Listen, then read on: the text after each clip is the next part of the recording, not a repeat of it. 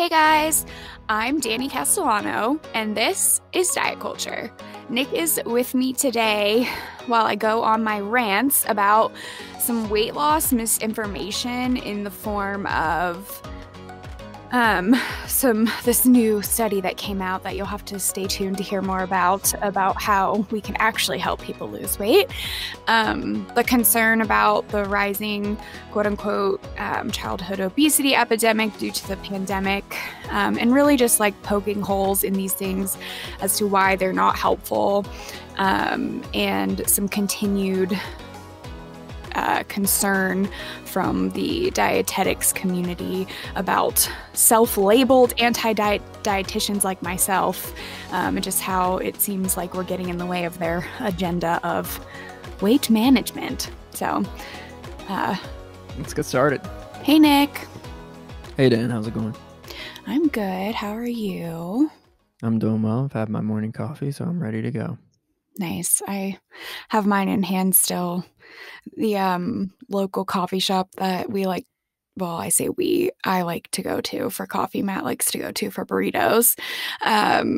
When we take Sawyer for walks in the morning, they put like this real pumpkin puree thing in their coffee as a quote unquote real pumpkin spice latte, which is lovely. But that also kind of like, whenever I see things like that, it irks me just a little bit, because I'm like, oh, this is some diet culture bullshit, because people are up in arms about how Starbucks uses artificial whatever for their, but it's like, come on, if you enjoy the taste of your pumpkin spice latte from Starbucks, which I know some people are very offended when pumpkin spice season comes on the rise, because it's not a co-occurring enjoyment for all. But anyway, I'm enjoying my quote-unquote real pumpkin spice latte from my local coffee shop, so I'm doing well. Nice. Yeah, I'm a big fan of the pumpkin season. I'm a big fan of anything seasonal, honestly. So just like, because it's like, pumpkin seed, you only have it one time a year. And I'm a very much like, I love to get excited for stuff like that. So as you know, I'm huge on pumpkin beers. So Yeah. I just drink those all fall. I don't know if you knew this, but I don't remember if I told you, but when I had my first pumpkin spice latte, that same day you posted on Instagram that you got pumpkin beer, and shout out Michael, sent a screenshot of that to me, or he sent me your post and was like, same but different. That's so funny. Yeah, that made me laugh. That's awesome. Okay, so without further ado, today I want to talk about some concern behind obesity that I have seen recently. Obviously, this is an ongoing concern for people, and part of why diet culture is such a lucrative industry, because this has been a concern for quite some time. And I want to clarify, like, for anyone who's coming into this new, I'm not concerned about obesity as far as being a dietitian who's like, oh my gosh, I got to help people lose weight. Been there, done that, realize that's toxic and doesn't work. And so I'm talking more about not trying to convince people that that's something they shouldn't do. Everyone has, or should have, autonomy over their bodies. Just explaining a little bit of where some of my concern comes from, to point out some plot holes in some of what's been going on in the news recently, and just give some more fuel for anyone who's working on healing their relationship with food, or is really just kind of tired of all of this, like I am.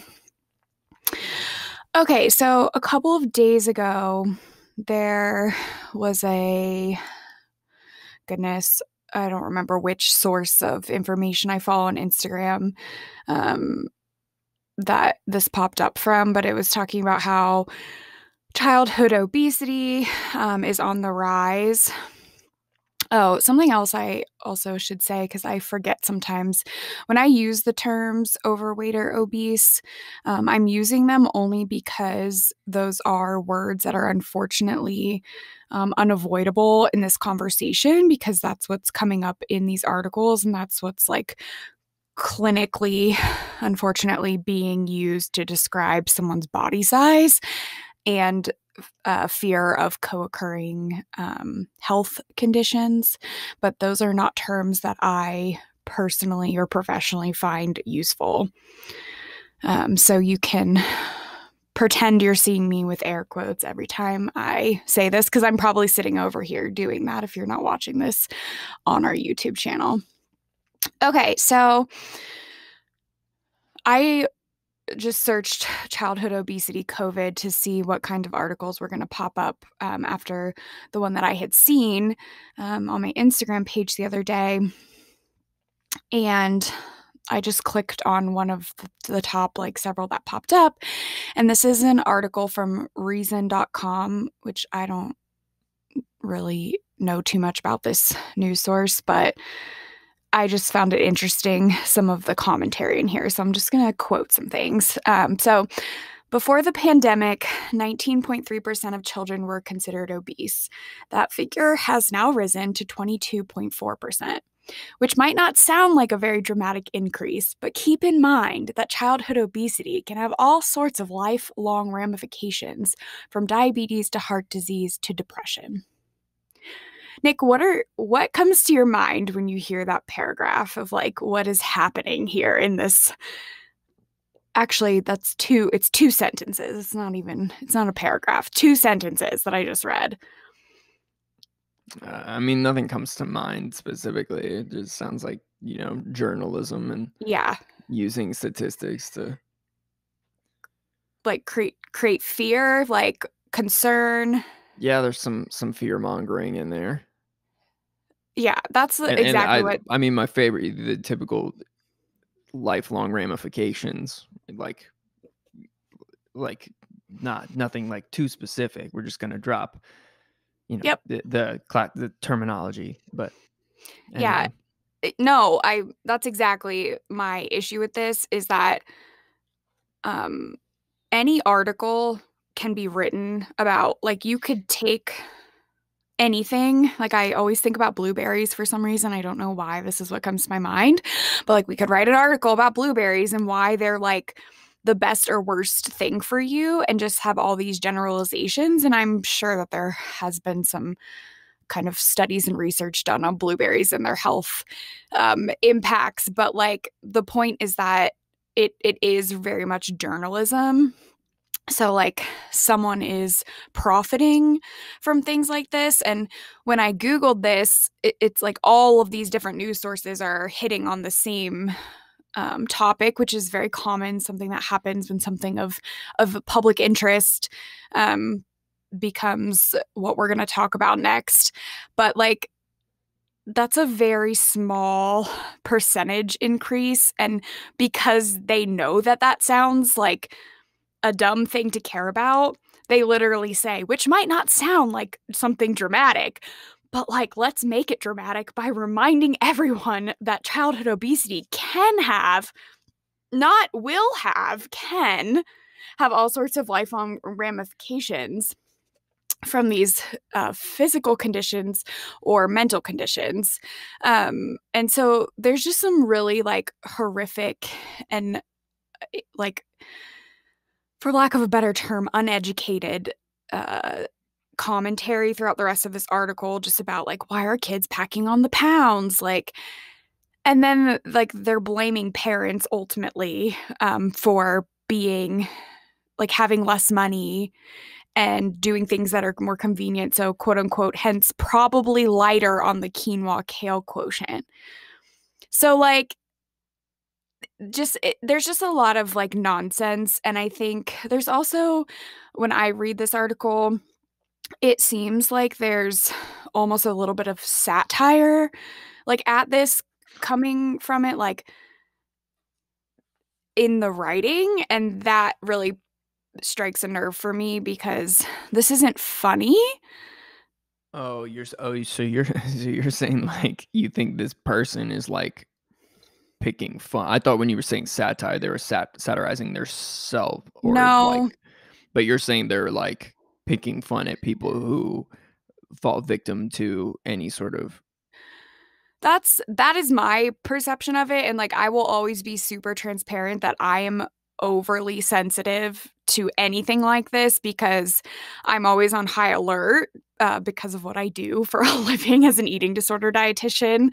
I'm on high alert for things like this, so that's sometimes why I like to have you like give your opinion on this kind of Yeah. stuff because I read it as like when I read a sentence that's like and hence probably lighter on the quinoa to kale quotient. It's like, do Yeah, you I mean, think most families are eating quinoa and kale for dinner with their children? Like, what are you getting at here?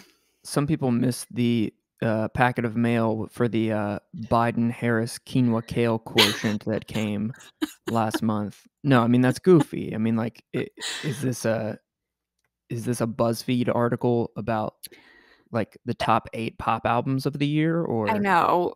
So it's like when you're talking about something that you're trying to say is so serious, I don't think jokes have a place in it because it makes me worry about like the fat phobia and the like privilege of the person behind this article. And like, I honestly, I don't know who wrote this article.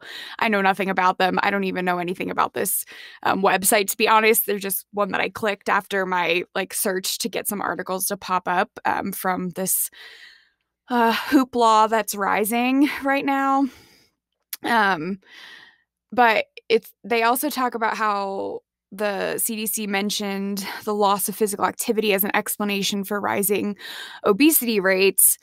And so I'm going to take a pause here because there is a lot of information about weight stigma, which we've talked about from the get go of this podcast. That when someone is being like told they're wrong for being fat, which is exactly what this article is doing because of these potential concerns, that people are less likely to engage in health promoting behaviors. So I have this statistic from NEDA, the National Eating Disorder Association. Weight based victimization among overweight youths has been linked to lower levels of physical activity, negative attitudes about sports, and lower participation in physical activity among overweight students. Among overweight and obese adults, those who experience weight based stigmatization engage in more frequent binge eating, are at increased risk for eating disorder symptoms, and are more likely to have a diagnosis of binge eating disorder. So I understand that, like, the point of these articles, like referring back to the one talking about childhood obesity on the rise by 3%, is for providing information.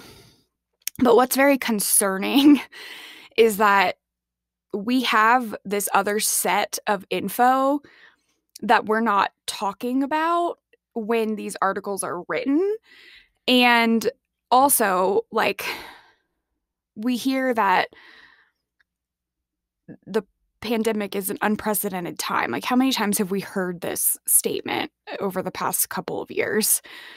Like, obviously, this is not normal for kids to have to all be, I mean, school, I guess, has opened up from what I'm understanding this fall, but like for kids to have had to be taught from home and be on computers all the time and a lot of fear around not knowing like is it safe for kids to have play dates and like obviously they can go outside but like parents are also doing things that aren't normal like losing their jobs or having to work remotely and like life has just been different. So I just find this interesting. Like, where is this coming from? Like, what's the goal here? Because there's always some kind of goal behind talking about the rise of obesity. And it usually seems to be some kind of distraction from other important shit that's happening in the world. And I'm not saying that this is not important for families because I'm sure it feels scary or important if this is happening to an individual. But I think we're really blowing this out of proportion and taking it out of context, and also not offering we're not offering any kind of solution that's actually helpful, and we're just generalizing these things, and once again assuming that people don't know how to take care of themselves at all. And this is an extremely stigmatizing article, and the reason I quote that statistic from Nita is because we know this, we've known this for a while now, how problematic weight stigma is, and that negative motivation does not help anybody. So why do we continue to do this? It's really pointless and honestly harmful, because who's benefiting from this article? I think it's just shaming people. Yeah. Well, and the beneficiaries would be those who did get the Biden-Harris chemo quotient in the mail. It's those. No, I'm serious. It's I'm using that as a metaphor, but it's the people that want to remain in the Kale Club, I which, know. in the affluent skinty club, and they're proud members, and so they're trying to, continue to normalize that little club that they're in. Yeah. I mean, you're right. That's a good way to put So it. it's not even necessarily like a financial. Someone's probably benefiting financially from all of this stuff, but that, to me, that's the big beneficiary in Hollywood. And you know what I'm saying? It's Yeah. the image, it's the normalization. It's fat phobia at play. It's white Yes. privilege, patriarchy, all these systemic things coming down, trying to hold the standard. And if you're outside of that standard, this is the shit that gets written about you. Yes, correct. And it's not helpful. And I'm not sure why all of a sudden this information's blowing up. I don't know if new statistics got dropped or what, but not helpful. So something else I saw recently, from eatthis.com. So this is the company of Eat This, Not That. I used to have a book, actually. I bought one once, because I wanted to learn more about things I should eat. And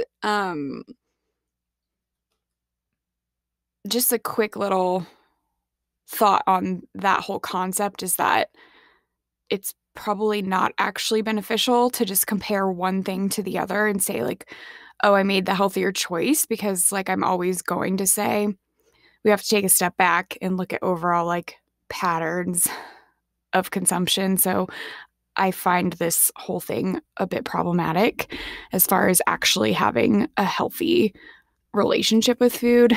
But I digress.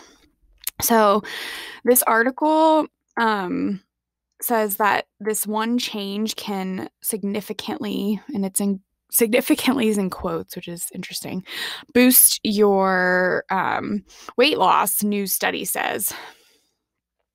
So there was a study published in the journal Nutrition, and researchers looked at 227 adults who sought medical intervention for weight loss and were advised to follow one of these three approaches. So after following one of the diets, 154 participants then switched to another of the dietary interventions, and then the third.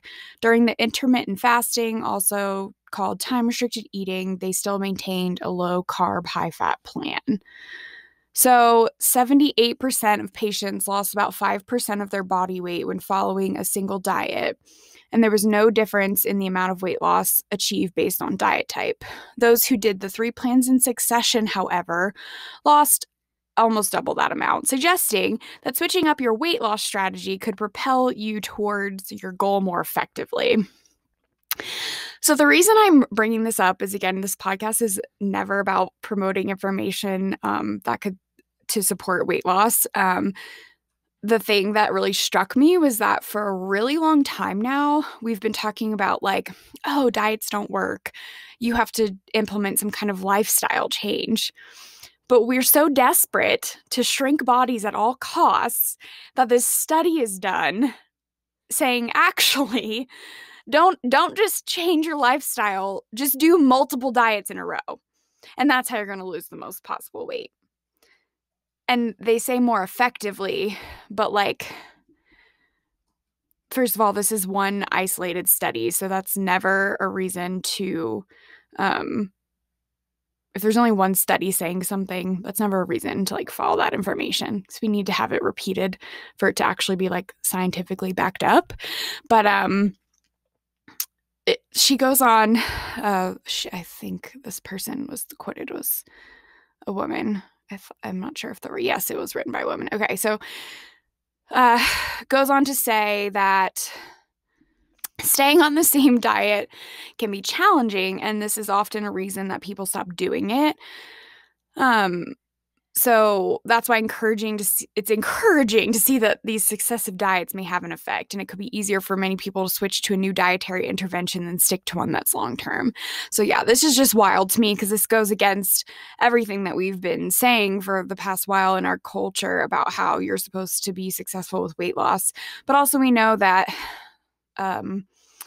upwards of 98% of people are going to gain weight back within 5 years. So like, I want to see the long-term effects of this study of like, did we suddenly cure or find the way to help people lose weight long-term? I guarantee you that's not what this did.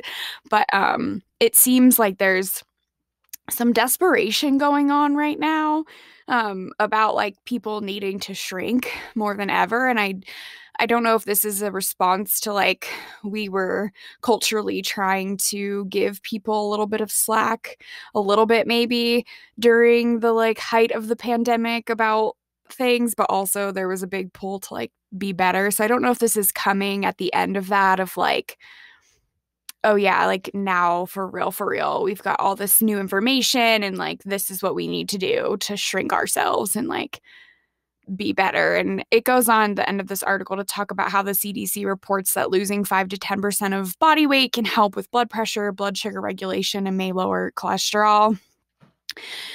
And like the important thing that needs to always be talked about is that if you change behaviors or your overall like this is just talking about like exercise and nutrition, but remember, those are only two pieces of the puzzle for what impacts our numbers as far as monitoring lab values.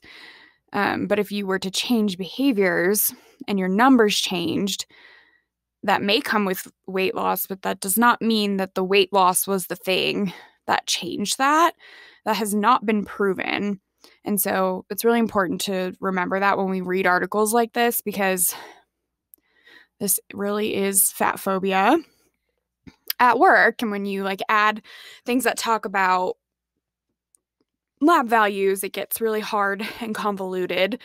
It gets hard not to believe it, and then it's all just very convoluted. But there's more information that doesn't get talked about in these articles because I don't think it would contribute to the $70 billion industry that is the weight loss industry. So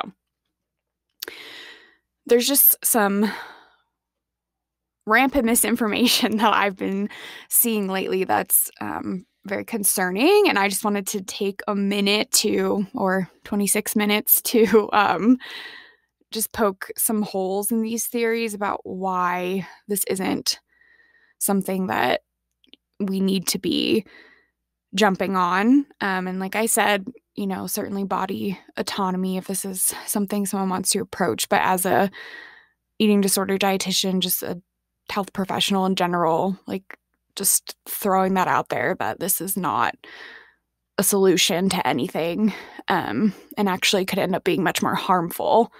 Because the other thing that never gets talked about in these articles is how when we weight cycle, like losing weight, gaining it back and losing weight again, that actually causes damage to our bodies, and our heart health.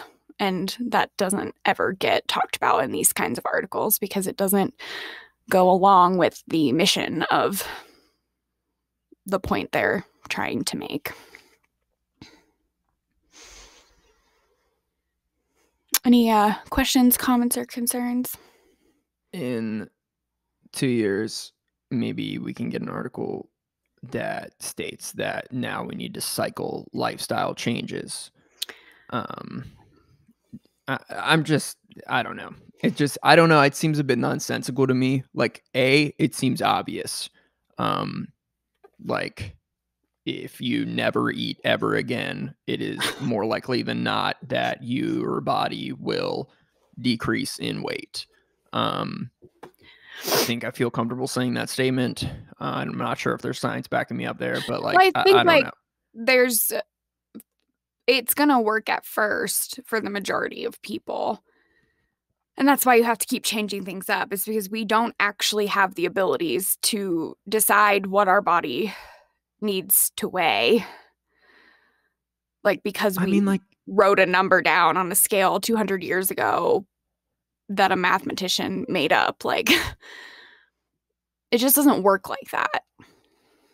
Yeah, like, take a different approach to it and be like, oh, are you struggling with happiness? Well, that's because you need to cycle out like like one I don't know. It's just goofy to me. It is. And that's one why I want to talk about it with the tone of like thinking this is ridiculous, because I think this stuff is scary. Like, it wasn't, and I'm someone who's speaking from a place of thin privilege, which makes that even more concerning to me, because I was afraid of this kind of stuff not that long ago, and I wasn't even really the target of it per se. So it's like, it is nonsensical, and I hope that we can continue to poke holes in these things societally to be shifting away from this being the topic of conversation. I mean, this stuff's never going to go away fully. I don't believe that. But I certainly hope that it will lessen over time, or that with more information provided, people can find less of a pull to have to do this, like, if that is someone's choice. Yeah. One other thing in that article that I wanted to point out was how this person is saying that staying on the same diet can be challenging, and that's a reason that people stop doing it. And I just wanted to remind people that, like, this isn't an issue of being disciplined or not, because that was something that people who I worked with in an outpatient setting, they tended to come to me because they felt like they were at their wits' end with their own journey of being able to keep weight off. And so then they're like, oh, let me seek a professional, and feeling like, oh, well, I can't, like, it's my fault because I can't control myself. But when you are on a diet, so a diet is a form of restriction. Even the ones that tell you they're not restrictive, it wouldn't be working, quote unquote, for the end goal of weight loss, which is what diets are for most of the time. Like, that's part of it, right? So when we have physical and or mental restriction, so even if you were told to eat, quote unquote, clean and whole foods, and you didn't have to eat less calories, but like mentally you're telling yourself, I'm not allowed to eat any kind of processed sugar, that's restriction. And that's going to lead to feeling out of control. And oftentimes that ends in binging, which is why that statistic that I referenced from Nita was talking about, like with adults that are stigmatized, like oftentimes they're ending up with binge eating or binge eating disorder because they're restricting themselves. And then it's causing that because your body is wired for you to survive, which is funny because if this all was so important, maybe our bodies wouldn't want food so much like they do, and they wouldn't want to hold on to the weight, but they're trying to help you get what you need, and it doesn't go along with the message that we're getting, and it's the restriction. So of course, diets aren't going to feel like they're sustainable long term, whether they quote unquote work or not, because that's not how bodies are meant to work. And any type of restriction is going to cause an increased need because your body wants you to eat the food. Yeah, and I mean, like, that in itself, I just wanna chime in real quick on the thing that drives me so nuts about all of this is the will aspect of it, where, people are like, "Oh, I can't do a diet. I can't will myself to do this diet," or, "Oh, they're better than me because they willed themselves to do a diet." Like, this is nonsense. I cannot stand the whole will argument. Like, if you we just talked about this, like, clearly if will meant as much as everybody assumes or genuinely believes that it does, like, everyone would be flying, everyone would be rich, everyone would be whatever they wanted. Like, it doesn't mean anything. Like, please stop holding everybody's will accountable as the only factor in these nonsensical 10-second musical TikToks and all these articles. I cannot stand that argument. And what's really frightening about willpower is that we don't know whose predisposition to develop an eating disorder. And I work with people every single day who were trying to follow things like this to be healthier or better or whatever the message was that resonated with them. And that restriction led to an eating disorder, which not everyone's going to get. I think anyone who does this does have disordered eating. That is my opinion of it based on the definitions of it and how our culture is. But an eating disorder, you do not know if that's going to happen, and that's a pretty big risk. And the wild thing is that if someone is in the body type where they do lose a significant amount of weight, they get praised for that when they're actually very mentally ill. And then you also have people who have full-blown eating disorders, but their body is not complying with the societal standards, and they're not being praised, and they're just being ignored basically, for starving because they're still in a larger body. So all of those things are extremely problematic and fueled by these ideas, and those are deadly illnesses to have. So it's like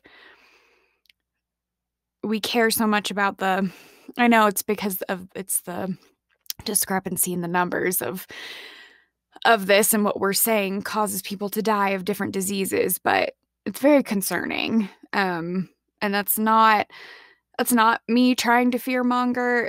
That's just honestly me going to work and feeling a lot of feelings for the suffering and pain that people can end up in because of this. And that's just one piece of it that I'm seeing as in my profession.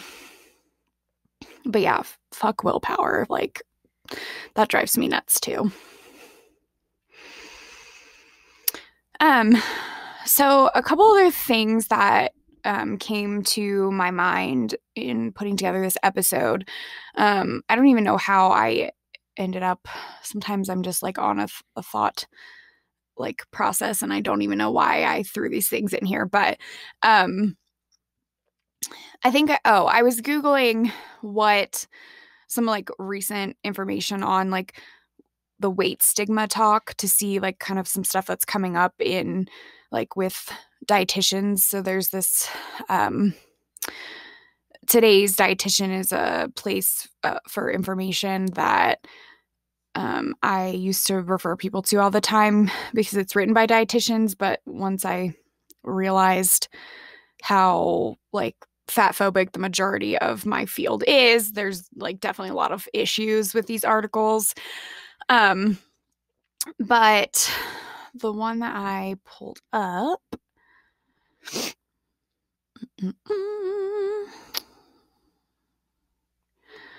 is the untold story of obesity. And this was from 2012, a year ago, summer of 2020. And there was a section in here from someone who is promoting the concerns of like intentional weight loss efforts and the weight bias and the effects that has on people. It's actually wasn't even a dietitian. I don't think. Nope, that they interviewed or that they pulled from. But there's this section of like pointing out these quote unquote self-labeled anti-diet dietitians. And as soon as I saw that like self-labeled piece, that again like really pointed out to me the opinion of this writer about dietitians who are going against the grain of everything that we've been taught to focus on. And then there's more quotes of like supporting body positivity with compassionate weight management care can mutually coexist. And honestly, that is a more toxic statement than some of the things that were in some of those previous articles, because I know this is not a popular opinion and people will argue with me, and I would, if anyone listening to this wants to share, like I would love to hear your thoughts on it.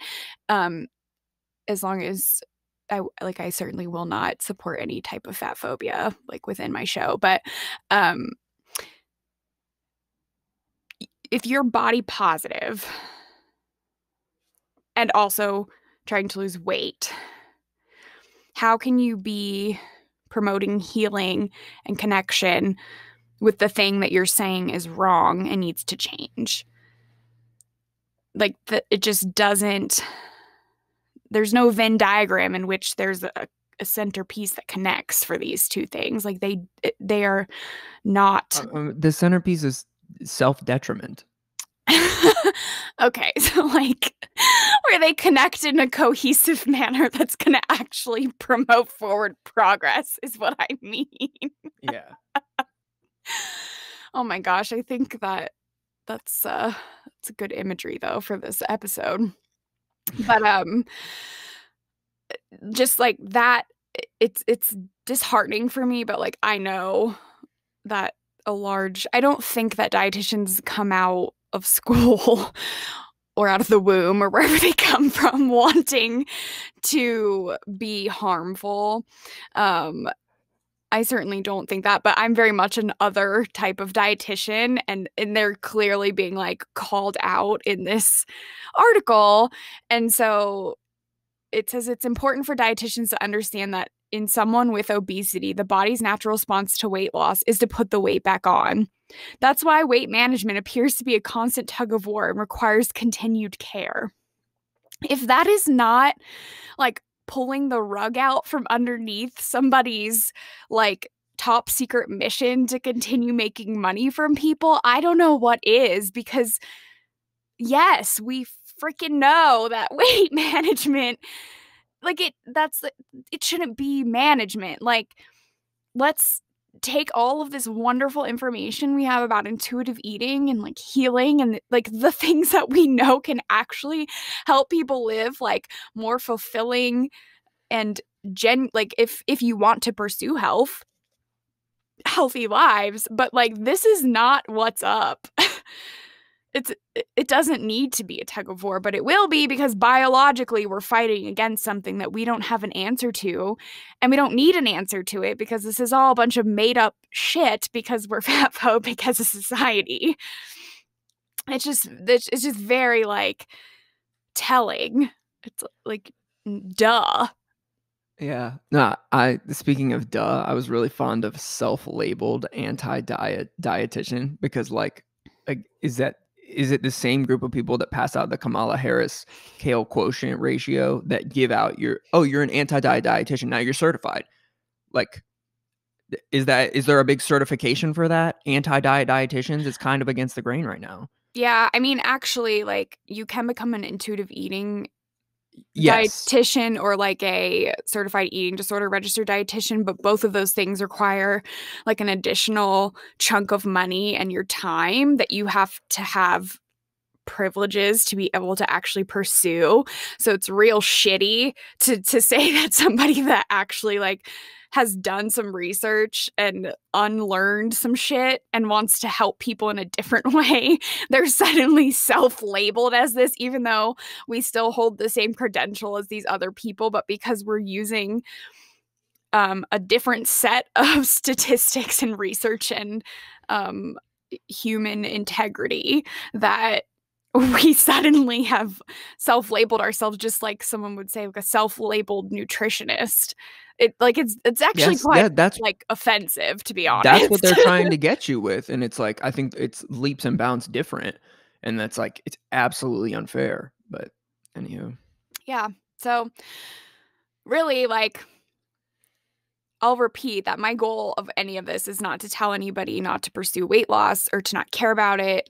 Like, we should have body autonomy, but it is my job as an eating self-labeled anti-diet dietitian That's you. to advocate and explain why the recommendations don't add up and why you don't have to pursue this in order to be good enough. So thank you guys for listening, and can't wait to talk to you next week. See you, everyone. Thank you for listening. Diet Culture is co-produced by myself and my brother, Nick Lewis. You can keep up with what's going on with Diet Culture on my Instagram page at Dietitian Dani Cast. If you prefer to watch rather than just listen, check us out on YouTube, and we always love ratings and reviews if you haven't done so already. Thank you so much for your support, and can't wait to talk to you next week.